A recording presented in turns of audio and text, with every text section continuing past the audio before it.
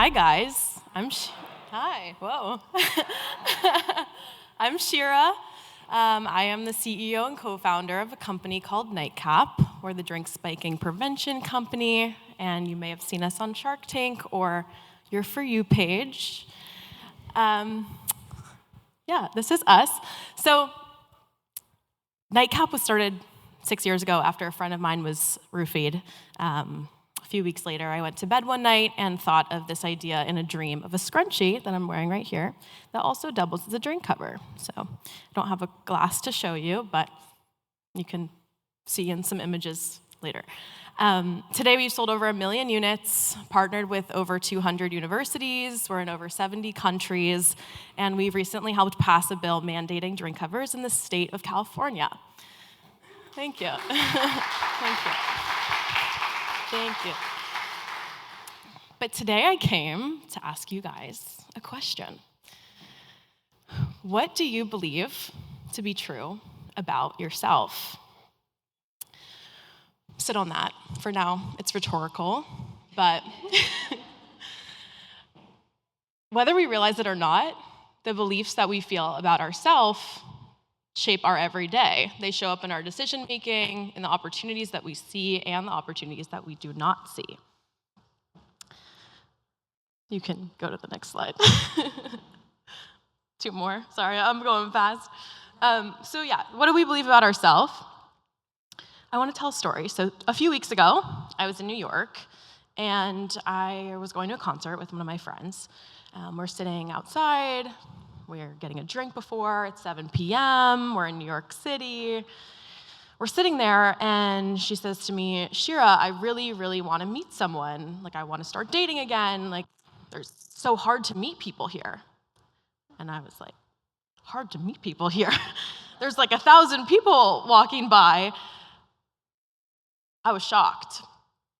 So we ended up going to this concert. We're standing in line for a drink.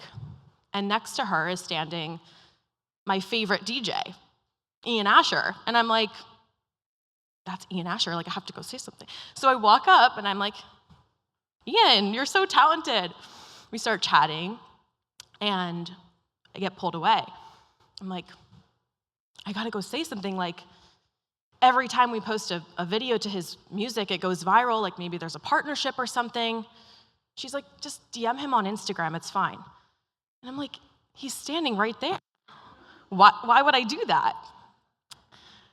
So I realized then that we are all living in a similar world, sometimes sitting in the same exact chair with completely different perspectives. Where my friend saw fear, rejection, I saw opportunity. So, do you believe about yourself? About 6 years ago, my friend's drink spiked at the bar, and I went to bed a few weeks later. You can go to the next slide. Just kidding. Just keep it there. That's fine. I went to bed a few weeks later and thought of this idea in my dream of a scrunchie that doubles as a drink cover. I'm not gonna lie, I updated this slide a few minutes ago because I had a prototype, and I'll tell you how I made the prototype, but I called a seamstress that was local to West Palm Beach, and she's here today. So my slides didn't update, but I'll show you guys pictures later of this prototypes that we made together. Anywho, I think of this product in a dream when I'm sleeping. It's a scrunchie that doubles as a drink cover. I'm like, how do I bring this thing from my head to real life? I want to make it a physical product. I need to show someone exactly what I'm talking about. So I run around my house. I'm like, I just need a piece of fabric. Where do I get this? And I end up in my mom's closet, and I start digging through her drawers, and I find these pantyhose of hers that I now call stockings because people have misconceptualized what I say pantyhose. They're her stockings. And an old scrunchie from my room. And I tape it together, and I create this prototype. And I'm sitting there, I think this could save someone's life, and I want something for when I go to college to protect myself. I always knew that I wanted to make an impact from a very, very young age. I always knew I wanted to make an impact and nothing would stop me. So here we are.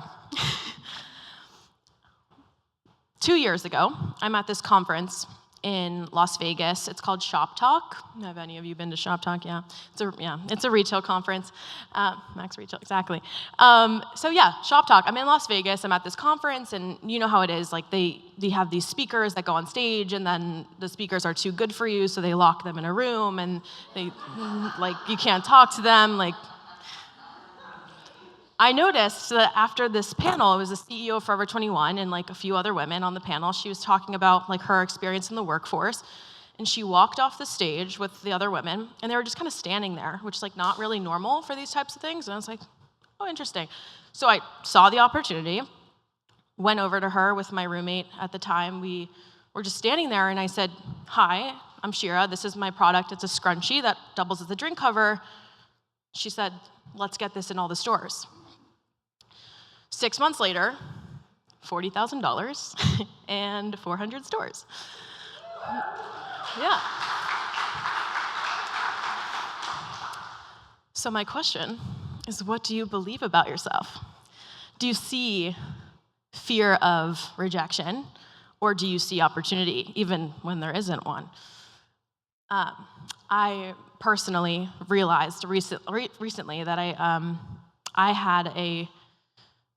I didn't deserve people's connections or help. So that was one of my limiting beliefs, was if someone was like, I really want to introduce you to this person, I would kind of go, no, you don't have to do that. That's totally fine. Keep your connection for no reason, right? But the point is, and that I realize is we're here to collaborate. That's the whole point. So once I realized I had that issue, doors, and I worked through it, doors started to open for me. I spent a lot of time in New York, and one day I'm scrolling on my Instagram, and I see this guy pops up, as seen on Shark Tank, pasta by Hudson, Perry Club, cheese-filled meatballs. I'm like, oh, yes. So I go and I message him, of course, immediately, take action, say hello. He invites me into the restaurant. We go in, my brother and I go in, and we bond over our traumatic Shark Tank experience. Just kidding. I love Shark Tank. It's just a joke. And so we're sitting there. Brandon is the owner of the restaurant, and he has this place in the West Village called the Perry Club. If you ever get to go, you should. He is the most fun. And I said hello. Brandon and I have become really, really great friends. And every time I go to New York, I go to the Perry Club. And one day he says, Shirah, I really want to introduce you to my friend Alex Cohen. I'm like, who's Alex Cohen? And he's like, she owns the Mets. And I'm like, actually, yeah, that would be really nice. Thanks, Brandon. So he puts me in a group chat with Alex Cohen. And a few weeks later, she order for 1,000 nightcaps on her website. On my website, not her website, my website. 1,000 nightcaps, Alex Cohen.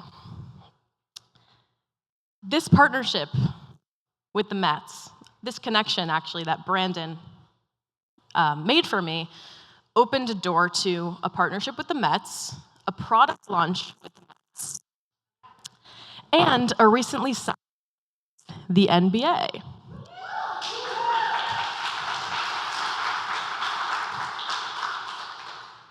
So, what if I let my limiting belief said, Brandon, it's totally fine, you don't have to do that. Thousands of people would not have a nightcap, meaning they wouldn't have the tools to protect themselves when going out.